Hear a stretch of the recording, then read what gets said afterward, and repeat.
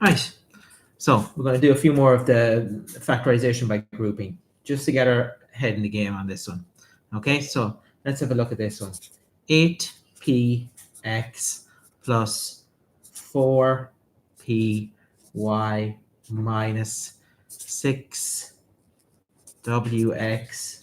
minus 3wy. So we have to group these together. So first of all, we're going to create our box. And we're going to put something in each. Now remember, our trick is, as we're filling the grid, we need to fill it so that each row has something that's common. And then there could be a number or a factor of a number, it could be a letter or a factor of a letter. So I'm just going to start and see where I go. 8px plus 4py. So I can see that there's a 4 common and a p common, so that'll do for there.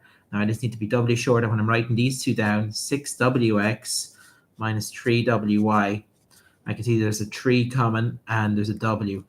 Now you might be asking, where's the 3 common here? Well, 3 is a factor of 6. And again, where's the 4 common here? 4 is a factor of 8, so it is a common factor. Okay, so let's take the highest common factor out of 8 and 4, and it's a 4. Now, is there a letter that's common? Yes, I can see a p, so 4p. Now let's divide it in. 4 into 8 goes twice, p into p, and you're left with an x. 4 into 4 goes once, you don't need to write that down. P into P goes once, and you're left with a Y. So there you have that bit done. Now let's check this one.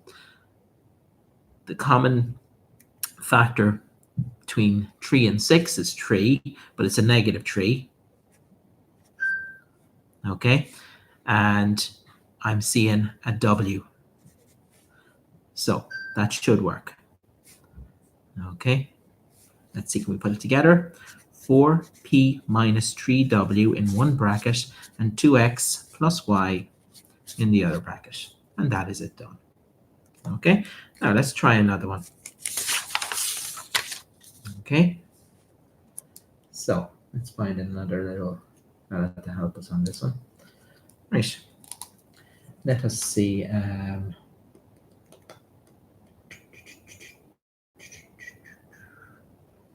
Right,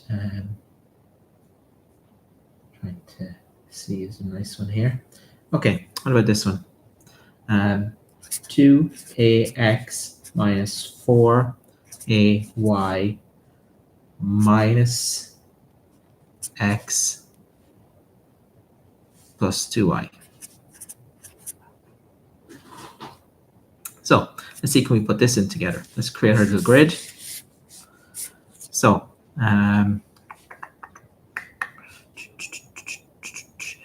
I think this one we might need to rearrange. If I'm looking very good, let's start with the 2ax. Let's get him in there. So I need something here that either has a multiple or a 2 or an a or an x. Now I can see here, but I'm actually going to maybe put this one and show you in a second. So that means I'm putting this one and this one. So when I divide them out, x is common. I'm left with 2a minus 1. And in this case, let's see what's common here. It's going to be a 2 and a y. But, and this is the really cool thing, okay, 2 and a y, we're going to have to make this one negative, because if I multiply 2y by negative 1, I need to get a positive. So this is where you have to double check. So we have x minus 2y and 2a minus 1. So that should work. That one's a tricky one. I'll try and find another one like that. Okay, let's try another one. Again, you can go back over these on your own time if you want. Let's have a look at this one then. 10xy minus 2xz plus 5ty minus tz. So create our grid. So let's do a little double check and see what can we do here. Okay, let's get the 10xy in there anyway. And let me see. Listen, you know what? We'll go for it. Let's put the minus 2xz here. Let's put the 5ty minus tz. Now, if this doesn't work out, we can just rearrange them, but we'll see how it works. So, lowest common or highest common factor of 2 and 10 is 2, and there's also an x. So how many times does 2x go into 10? It goes 5, and there's a y left over. And 2x into minus 2x goes minus z times. So when I multiply that by that, I should get that. When I multiply that by that, I should get that. That works out fine. Now here, the only thing I can see that they have in common is a t. So I'll take a t out, okay? So t times 5y gives me 5ty. T times negative z gives me negative tz. That's true.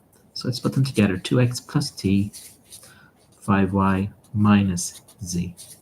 Z. Just I sound like an American there, so I do. Okay. We'll do one more because I'm really feeling these ones now. They're good fun. So let's go crazy with one. Okay. Here we go. 3x squared minus 3xp plus 4xy minus 4yp. So I think we might be able to go straight on this one. We'll check. So let's put our 3x squared minus 3xp, our 4xp minus 4yp. So I can take a 3 and an x, and if I divide them in, I'm left with an x, and if I divide them in, I'm left with a negative p. And here I can take a 4 and a p, and that should do me. 3x plus 4p, x minus p. Okay, right. So listen, I'm hoping that's helping you. Okay, thank you very much. Bye.